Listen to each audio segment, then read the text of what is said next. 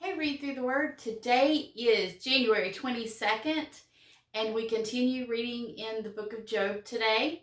And I want specifically us to look at this verse just to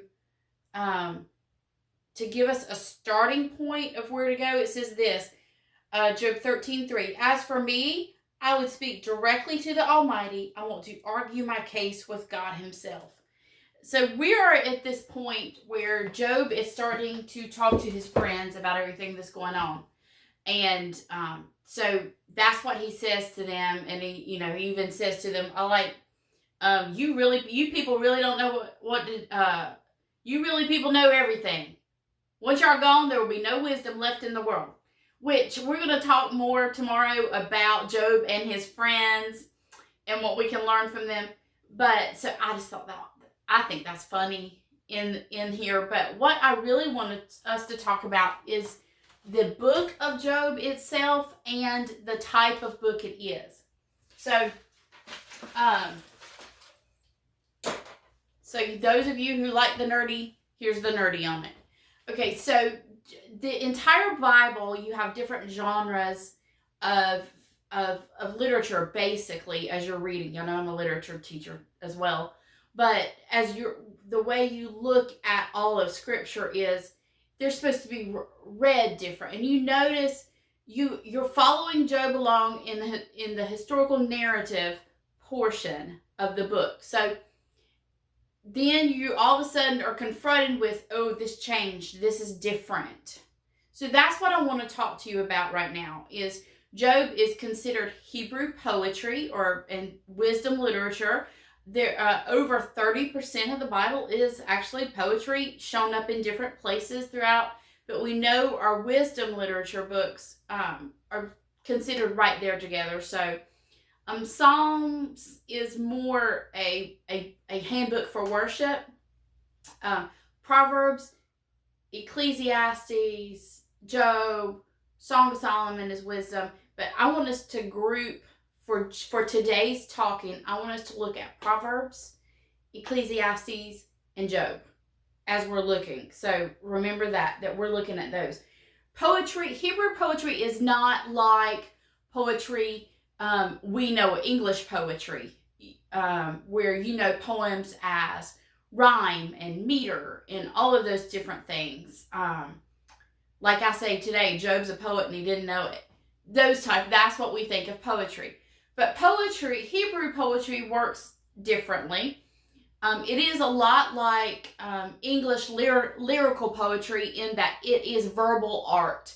It is to create ideas in your mind, not just to be read for the words. The words create word pictures in your mind, which are going to teach us something about God.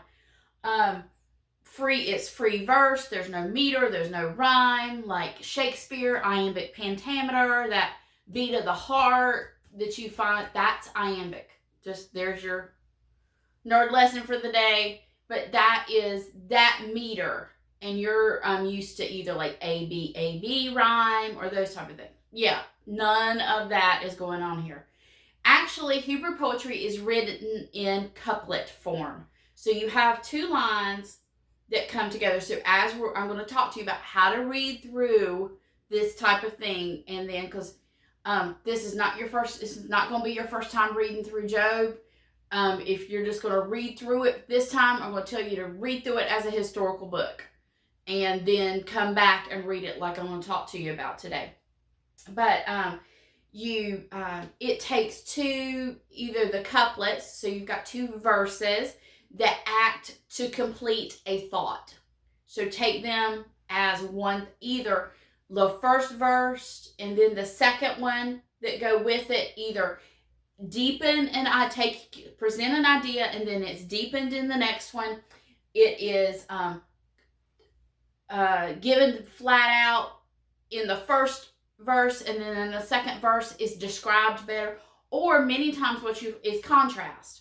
This and that. You see that a lot in Proverbs, is back and forth with the wise man does this, the foolish man does that. So you see that there, and you'll see that as well in the book of Job.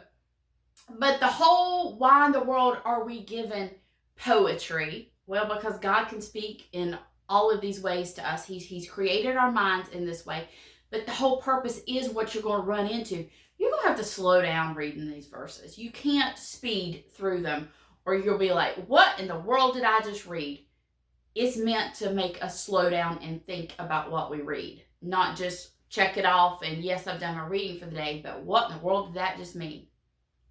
That is meant to do that for us. It's meant for us to slow down. It is. So what I want us to think about when you look at specifically the book of Proverbs, think about Proverbs goes through with this idea that God is wise and just. That's what is given to us in Proverbs. Now, I'm majorly oversimplifying books at this point for us to see that there's a theme going on here. That you see that in Proverbs and Ecclesiastes. So then in know that we've put them in the order they are, and that's a whole different discussion. But as you look at Job, this question of Proverbs is basically answering this question: is God wise and just? Job's asking, is there a plan? The question of Job is answered for us in many places throughout the Bible, but in Romans 8:28, for God works all things for the good of those who are called according to his purpose. And God has a plan. That's what's going on. But Job's question, if the why, is at the root of that, the character of God question we're asking, is God wise and just? Proverbs will show us God is wise and just. It explains the whole idea of wisdom and everything to it. Then when you look at Ecclesiastes as far as a form of wisdom literature, Ecclesiastes is tracing a man who questioned, is God wise and just? Lived his life like God was not wise and just, and realized God is wise and just.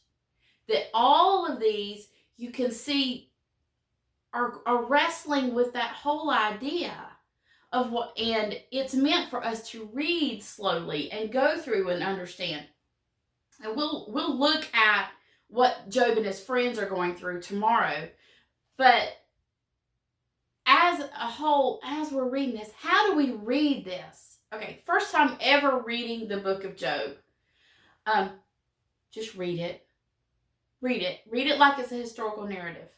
Just read it. Go through and read everything and see, so you understand of, yes, we have a historical account of the life of Job. We know Job really lived. He's mentioned, Ezekiel mentions him. He's mentioned a couple of times in the Bible. So we see that Job is a historical figure. This actually happened. All of this is true.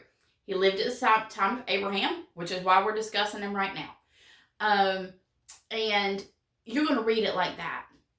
Then I would tell you to not, this is one of the things we do when we read the Bible. We try to act like we're so super spiritual that we can figure out the meaning of verses that no one has figured out for thousands of years, and we know what they mean, and we just over spiritualize everything. Don't do that. Just no. Because we try to make verses say what they don't say. Don't do that. Read it. Then go back through and read it as poetry. Then read it and start thinking, okay, how do these verses match? How are they different? What is the theme? What's going on? You're reading, so you read it as poetry because you're reading for a theme. And here's your theme: suffering. As you're reading through, what is suffering supposed to teach us about our just and wise God? That's what we're supposed to be doing. So that's what wisdom literature is all about. And we're going to be reading a lot of wisdom literature because it's in the Bible for us. But I wanted to talk to you about why it's different. Why when you get to Job, you're like, whoa, this is so different from what we've been reading. Yes, because it's a different genre. And it is meant to be read differently. And the idea of, just like I said, Last week, don't miss the forest for the trees. We're so wanting to over super spiritualize things that we're not ready for yet. Read. Application. We try to apply from the get-go. We don't apply the first time we read. We just read. We read to understand what's going on, who's going, what are we learning about God? And then we'll move on from there when we continue reading. So I hope that's helpful for you as we continue through the book of Job, and I'll see you next time on Read Through the Word.